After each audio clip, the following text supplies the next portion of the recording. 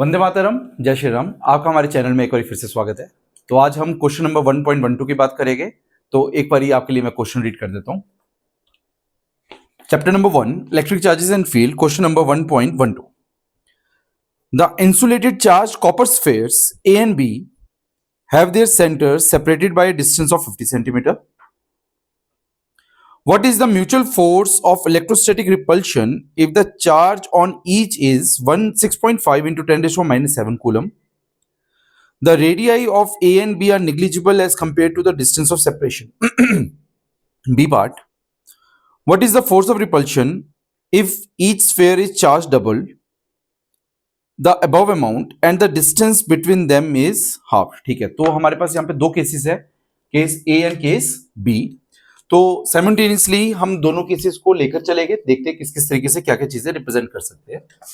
तो question number 1.12, ठीक है, वो कहता है कि आपके पास एक चार्ज Q1 है और एक चार्ज Q2 है, दोनों की वैल्यू इक्वल है और लेट इट बी, हम इसको Q बोल देते हैं।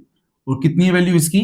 6.5 into 10 raise to power minus 7 coulomb. ये आपके पास चार्ज की वैल्यू गिवन है, ठीक है।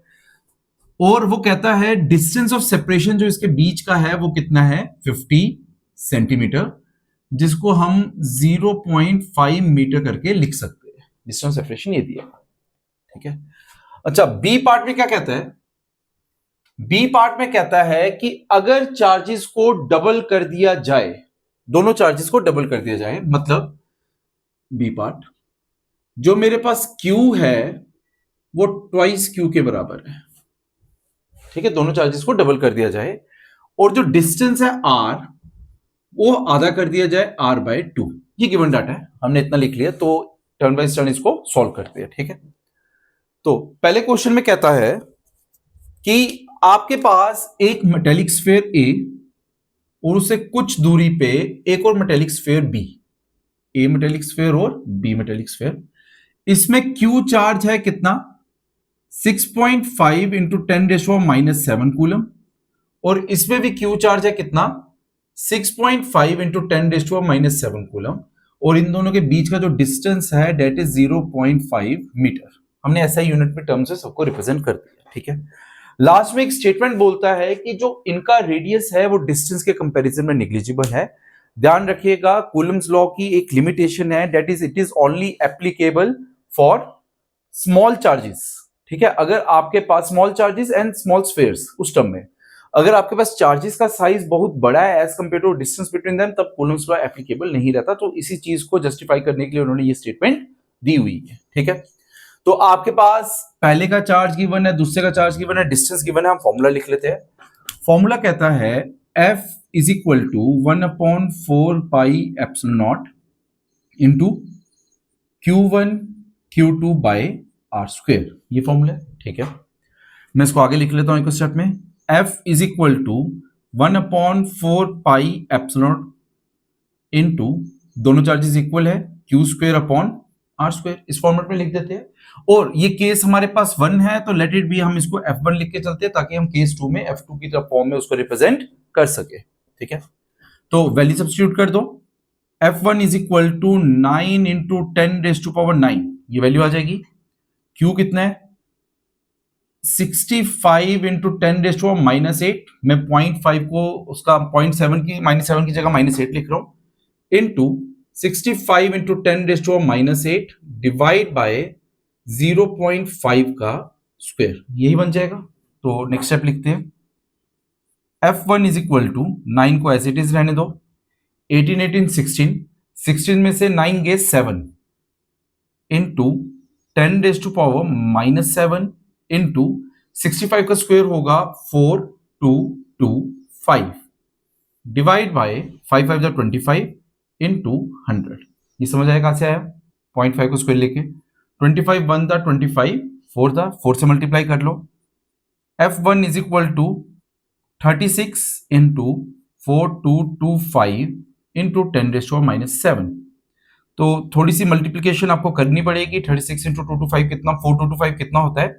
तो इसकी वैल्यू आपके पास आएगी, अच्छा इसकी वैल्यू आपके पास आएगी 152100 इंटू 10⁻⁻7 ये रहा।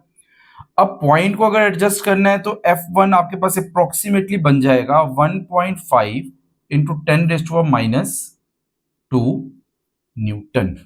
ये हमारे पास ए पार्ट था, ठीक है। आई होप कैलकुलेशन थोड़ा सा मल्टीप्लिकेशन करने वाला पार्ट है, बाकी सारा पार्ट इजी था। अब सेकंड पार्ट में आते हैं। सेकंड पार्ट में कहता है ये जो आपके पास ए स्फीयर है और ये जो आपके पास बी स्फीयर है, इसमें चार्ज डबल कर दिया। मतलब यहां पे 6.5 इंटू 10⁻⁻7 है, तो यहां पे कितना हो जाएगा Q।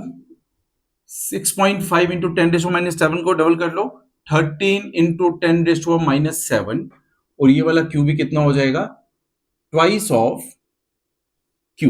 मैं इसको ट्वाइस ऑफ Q करके लिख रहा हूं कैलकुलेशन मिनिमाइज करने के लिए, ट्वाइस ऑफ Q पिछले केस से। और जो डिस्टेंस हो जाएगा R, ये किसके बराबर हो जाएगा, R/2। बाकी सारा डाटा सेम दिया है। अब नई फोर्स ऑफ रिपल्शन कितनी होगी वो चीज हमने यहां पे चेक करनी है। वापस एक्सप्रेशन लिखते हैं। अब मैं इसको F2 से रिप्रेजेंट करूंगा। फॉर्मूला क्या रहने वाला है, 1/4πε0 into Q1 Q2 upon R²। ये रिजल्ट है। तो हमारे पास Q1 Q2 यहां पे भी इक्वल है। F2 is equal to 1/4πε0 into Q² upon R²। ये रिजल्ट आएगा। Q की वैल्यू आपको पता है कितनी है, ट्वाइस ऑफ Q। R की वैल्यू पता है कितनी है, R/2। एज इट इज लिख दो। F2 is equal to 1/4πε0 constant इसी तरीके से रहेगा। Q² की जगह क्या आ जाएगा, ट्वाइस Q का स्क्वायर, मतलब 4 टाइम्स Q² डिवाइड बाय, और R की जगह क्या आ जाएगा, R/2 का स्क्वायर, मतलब R²/4। ये रिजल्ट बन जाएगा। तो F2 is equal to 1/4πε0 into 4 4 16 Q² upon R²। अब मुझे बताइएगा, एक स्टेप और लिख लेता हूं। F2 is equal to 16 into 1/4πε0 into Q² upon R²। ये इतना सा पार्ट देखिएगा यहां पे, ये इतना सा पार्ट देखिएगा यहां पे। क्या इसकी वैल्यू अभी हमने पीछे सॉल्व की है, किसके बराबर है, ये F1 के बराबर है। F1 कितना है, 1.5 इंटू 10⁻⁻2। तो क्या मैं F2 को 16 टाइम्स F1 लिख सकता हूं, हाँ बिल्कुल लिख सकता हूं। और F1 की वैल्यू कितनी दी है अप्रोक्सीमेटली 1.5 इंटू 10⁻⁻2। तो F2 is equal to 16 into 1.5 into 10⁻⁻2। तो इसको जब मल्टीप्लाई करेंगे 15 16 दा, F2 is equal to 224, cut जाएगा 0 इंटू 10⁻⁻2। तो F2 is equal to 0.24 Newton. जो आपकी रिपल्सिव फोर्स 0.015 न्यूटन थी, वो किसमें बदल जाएगी, 0.24 न्यूटन। तो ये हमारे पास टेक्स्ट बुक का क्वेश्चन नंबर 1.12 था। तो नेक्स्ट वीडियो में हम क्वेश्चन नंबर 1.13 की बात करेंगे। तब तक के लिए आप सबको वंदे मातरम, जय श्री राम।